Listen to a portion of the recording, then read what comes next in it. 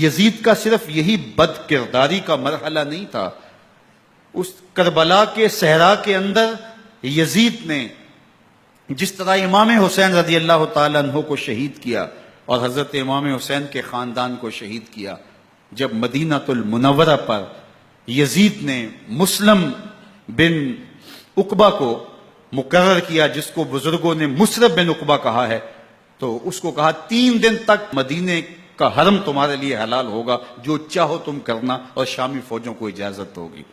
تو وہاں بھی انہوں نے 10,000 تابعین اور 700 صحابہ کو شہید کیا۔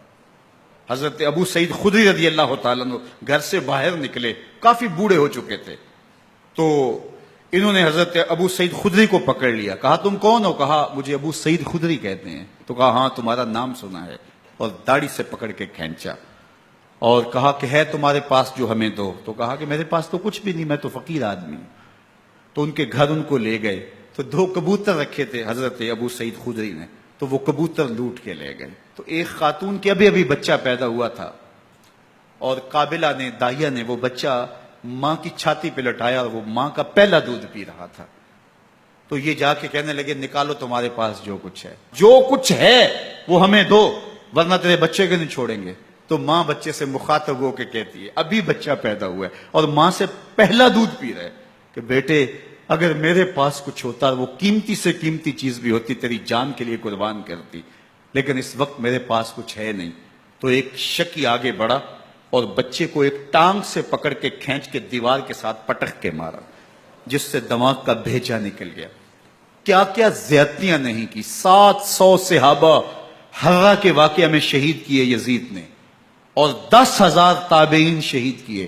مسجد نبوی میں ممبر رسول کے ساتھ گھوڑے باندھے، اور وہ ممبر رسول اور مصلی رسول کے قریب لید کرتے رہے۔ 3 دن تک مسجد نبوی کے اندر گھوڑے بندھے رہے، اور مدینہ کی حرمت پامال کی۔ مدینہ کے گھروں کے اندر یہ بدکماش داخل ہوئے، اور جو بدکاریاں انہوں نے کی، کلیجہ منہ کو آتا ہے۔ 1002 شیزائیں ان بدکاروں کی بدکاریوں کی وجہ سے کنواری حالت کے اندر حاملہ ہوئی۔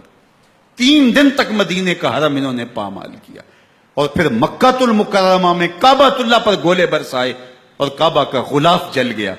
وہ تو یزید مر گیا، اور حضرت عبداللہ ابن زبیر رضی اللہ تعالیٰ عنہ نے اپنی خلافت کا اعلان کیا۔ یزید کے یہ کرتوت تھے، ادھر اہل مدینہ کو ستایا، ادھر اہل مکہ کو ستایا، اور رسول اللہ صلی اللہ علیہ وسلم کے خانوادے کی بے حرمتی اور توہین کی۔ نہ صرف انہیں قتل کیا گیا، ان کی لاشوں پہ گھوڑے دوڑائے۔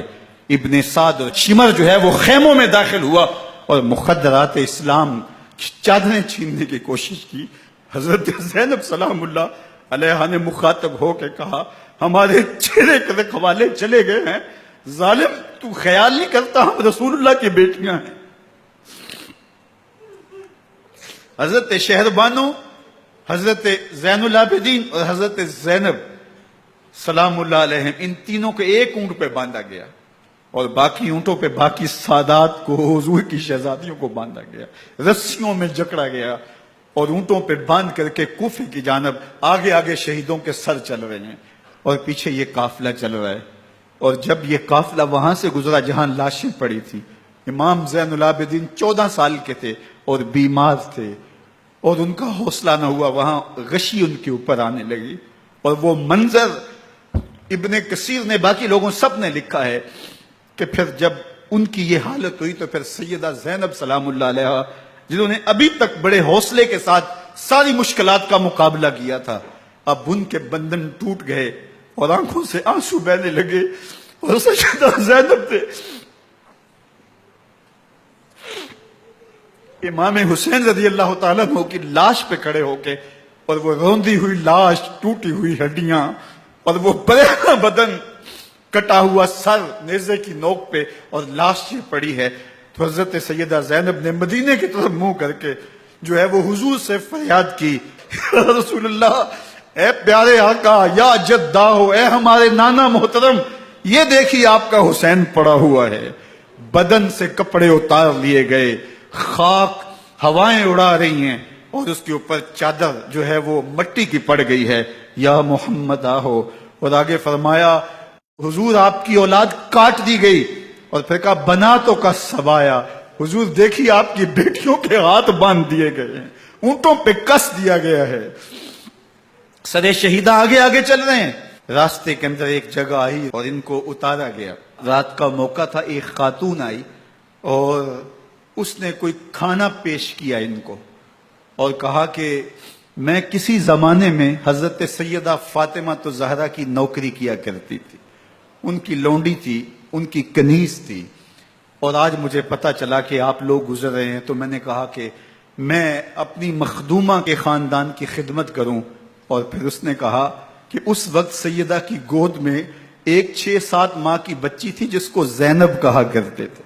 تو سیدہ زینب نے کہا کہ اماں اگر پہچانتی ہو تو وہ بدنصیب سے